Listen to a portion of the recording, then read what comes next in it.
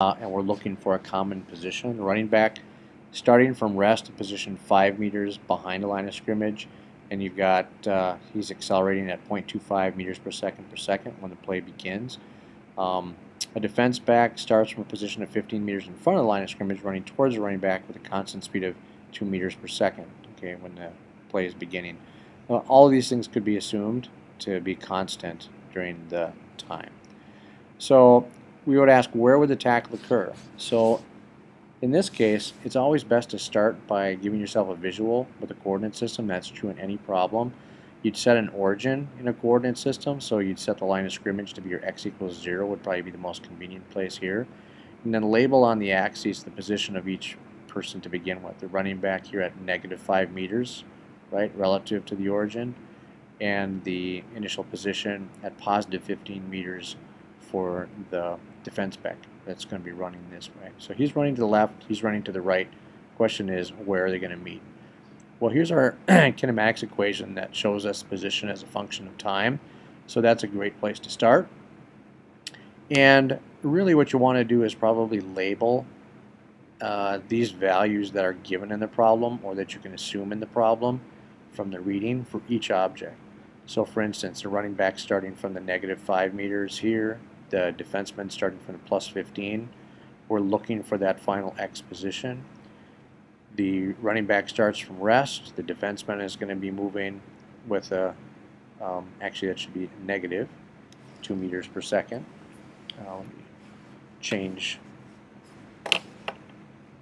that real quick, because he's moving backwards, right?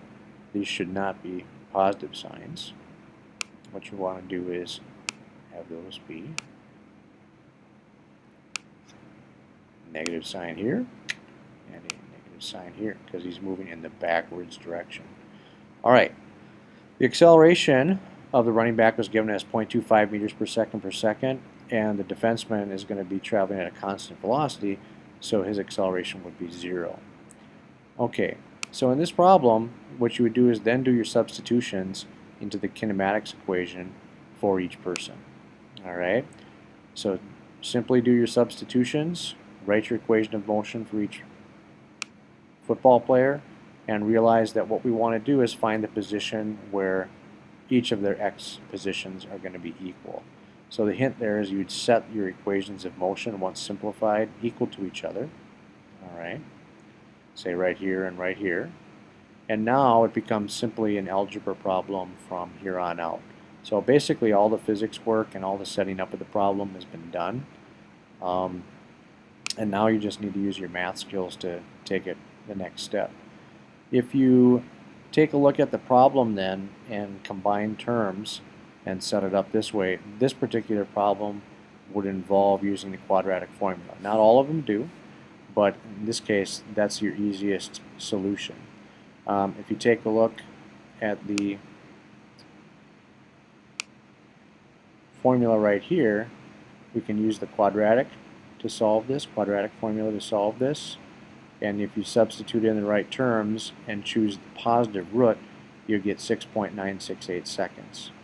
So after we have the time, it really doesn't matter whether we substitute it back in up in this equation or in this equation, but since this one is an easier substitution right here, let's go ahead and use that one.